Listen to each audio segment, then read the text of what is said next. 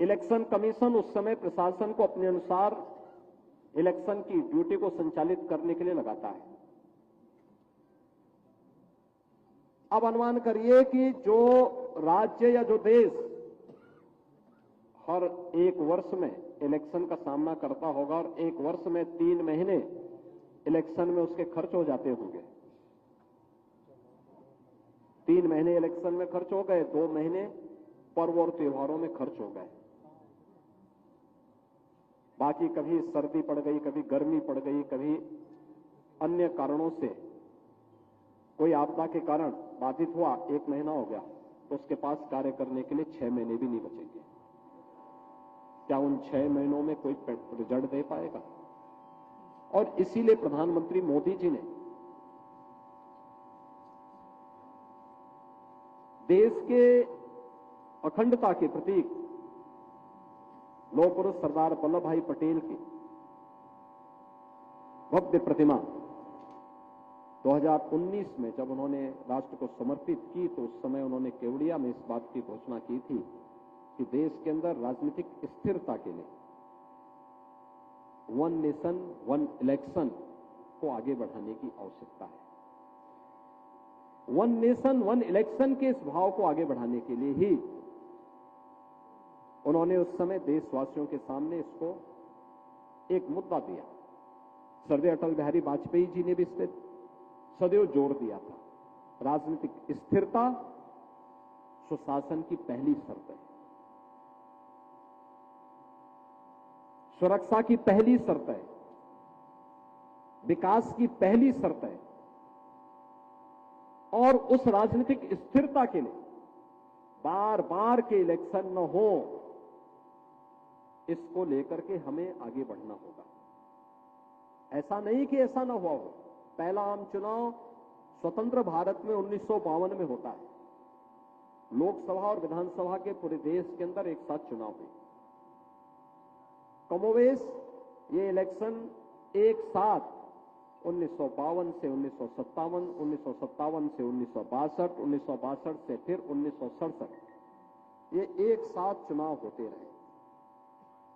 लेकिन 1967 के बाद जब कांग्रेस में टूटन शुरू हुई और कांग्रेस स्वयं अपने आंतरिक मतभेदों के कारण अस्थिरता के दौर से गुजरती हुई दिखाई दी, तो उसने उस अस्थिरता का शिकार देश को बनाया और फिर देश के अंदर अलग अलग राज्यों में सरकारों को भंग करना, कहीं इलेक्शन कराना, कहीं पे राष्ट्रपति शासन लागू करना, और उस दौर के साथ देश गुजरता आगे बढ़ता गया।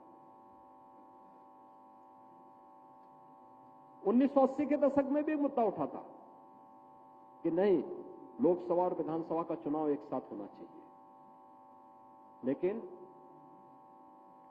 फिर वो आगे नहीं बढ़ पाया। स्वर्गीय अटल बिहारी वाजपेयी जी ने भी इस बात को आगे बढ़ाया था, वो चीजें आगे नहीं चल पाई। और आज स्वर्गीय अटल जी के ही उन भावों को मूर्त रूप देने के लिए प्रधानमंत्री मोदी जी ने पूर्व राष्ट्रपति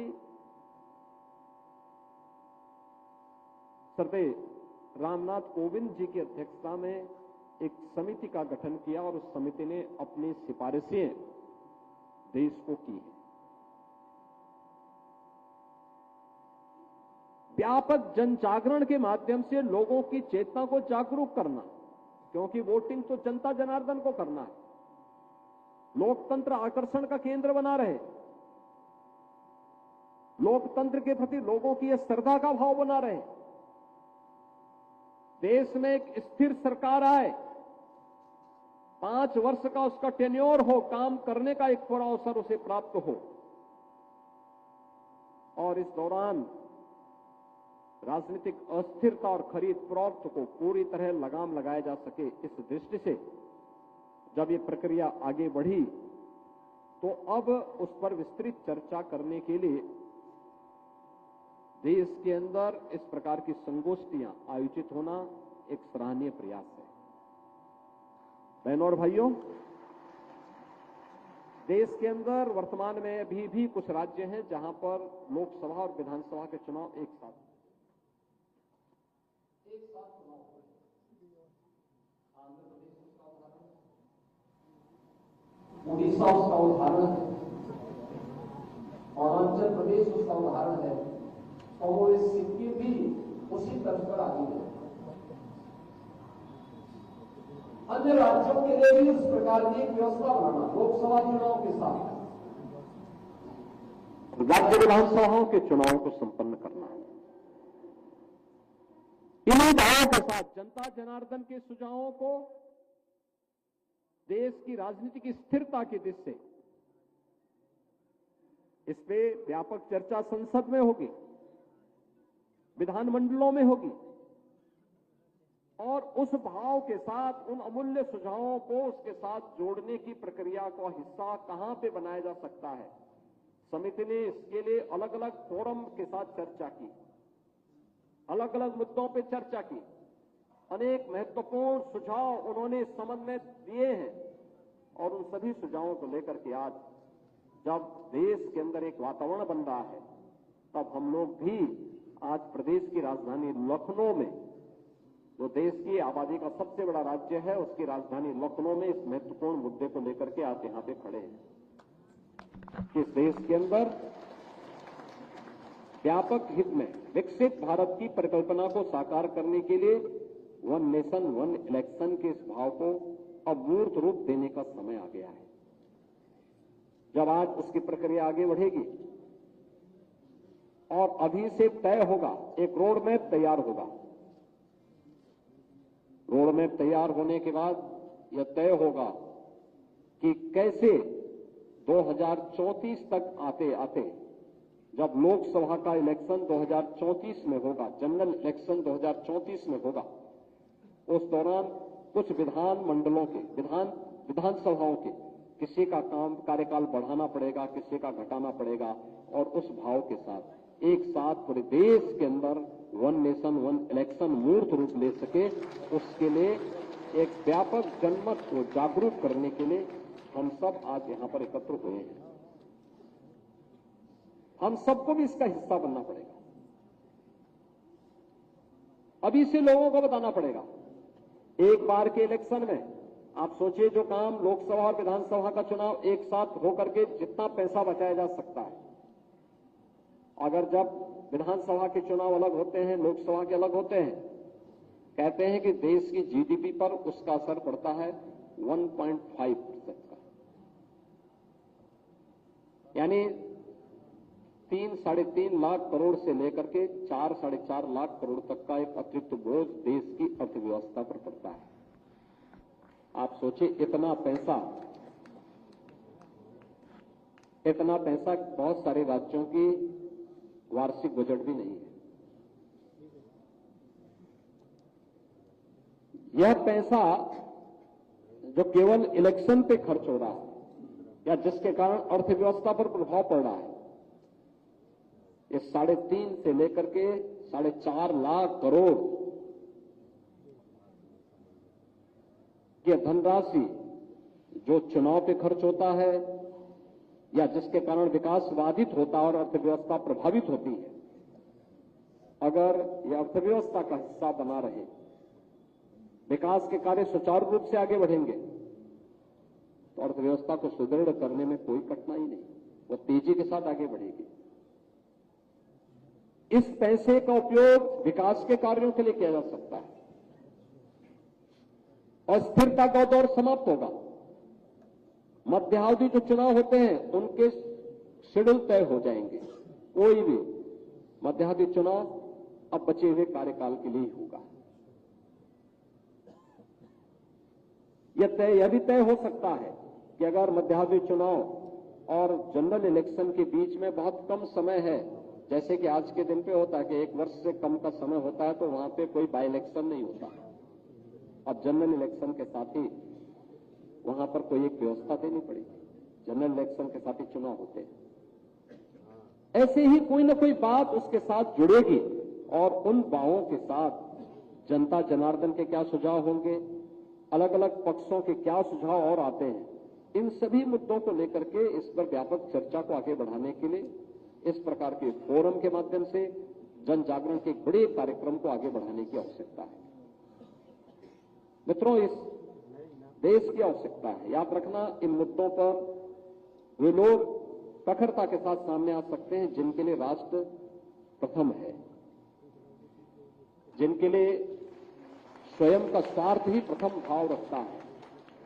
उन लोगों के लिए मुद्दे कोई मायने नहीं रखेंगे, लेकिन जिनके लिए देश ही सर्वोपरि है, उन लोगों के लिए इसका एक मायने है। और मुझे लगता है हर भारतवासी इस मुद्दे का समर्थन करेगा, क्योंकि वो अभी नहीं चाहता कि बार बार इलेक्शन से उसका विकास बाधित हो, बार बार इलेक्शन से लोक कल्याणकारी योजनाएं बाधित हो और स्थिरता का दौर गुजरे, फिर से वापस आए। इस प्रकार का कोई नहीं चाहता। और इसी भाव के साथ यह कार्यक्रम आज प्रारंभ हुआ है। मुझे पूरा विश्वास है कि देश के अंदर वर्तमान में जिस प्रकार का वातावरण बना है, आप में से किसी से छुपा हुआ नहीं। लोगों के मन में एक नया विश्वास पैदा हुआ, और ये विश्वास नहीं तो क्या, आपने अभी हाल ही में इसी वर्ष 13 जनवरी से 26 फरवरी के बीच में प्रयागराज में महाकुंभ के आयोजन को देखा है।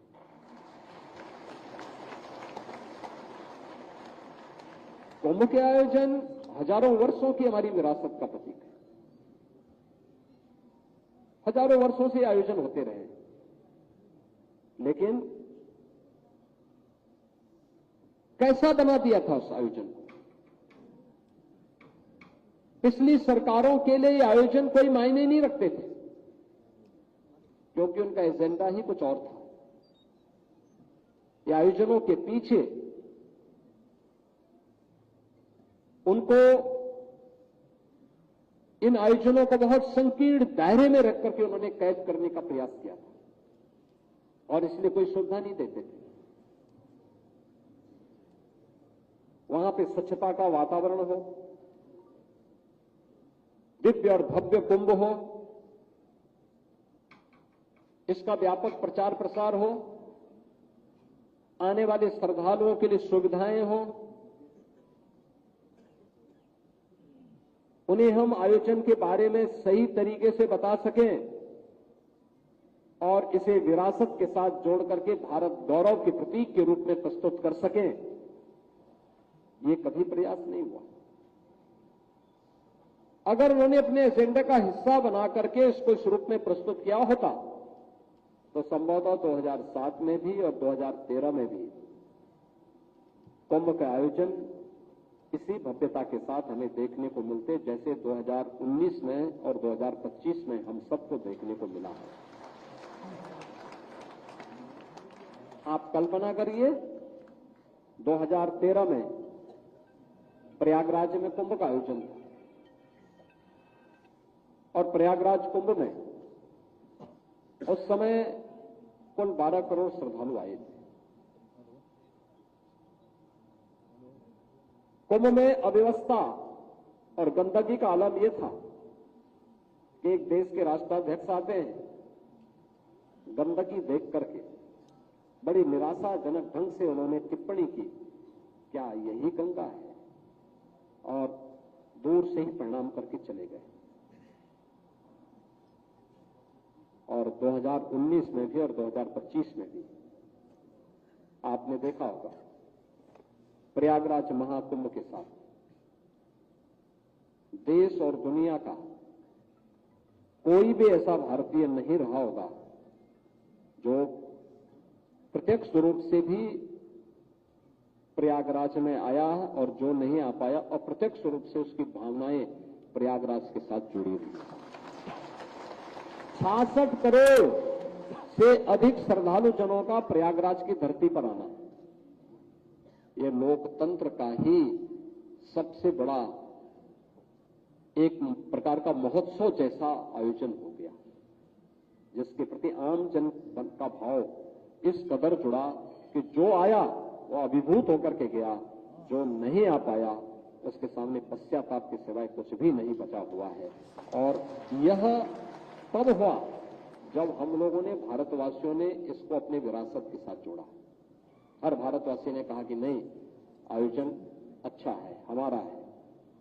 विपक्षी जितना दुष्प्रचार करते थे, पब्लिक उतना ही रिएक्ट करके प्रयागराज पहुंचती थी, उतनी ही प्रतिक्रिया में प्रयागराज पहुंचते थे कि अब तो मुझे जाना ही जाना है, चाहे कितनी भी असुविधा क्यों न हो। और वहां पर जब भी वह त्रिवेणी में डुबकी लगाता था तो वह अभिभूत होकर के दो शब्द अच्छे कह करके, हम देखते थे, बहुत बार मैं देखता था, लोग तमिलनाडु से आ रहे हैं, कर्नाटक से, केरल से, अरुणाचल से, मणिपुर से, त्रिपुरा से, जम्मू कश्मीर से, हिमाचल से, उत्तराखंड से, और बहुत सारे ऐसे लोग वहां पे थे जो यूट्यूबर, जो विरोध करने के लिए वहां उतरे थे। लेकिन वो जब पूछते थे उन लोगों से कि देखिए सरकार ने कोई व्यवस्था नहीं की, आप कहां से आए, वो कहते थे तमिलनाडु से या कर्नाटक से या केरल से या जिस भी राज्य से था, वो बोलता था मैं वहां से आया। देखिए सरकार ने कोई व्यवस्था नहीं की। वो कहते कोई बात नहीं, हम तो त्रिवेणी स्नान करने के लिए आए। और कहते थे देखो सरकार को व्यवस्था तो करनी चाहिए थी, और कहते थे नहीं नहीं हम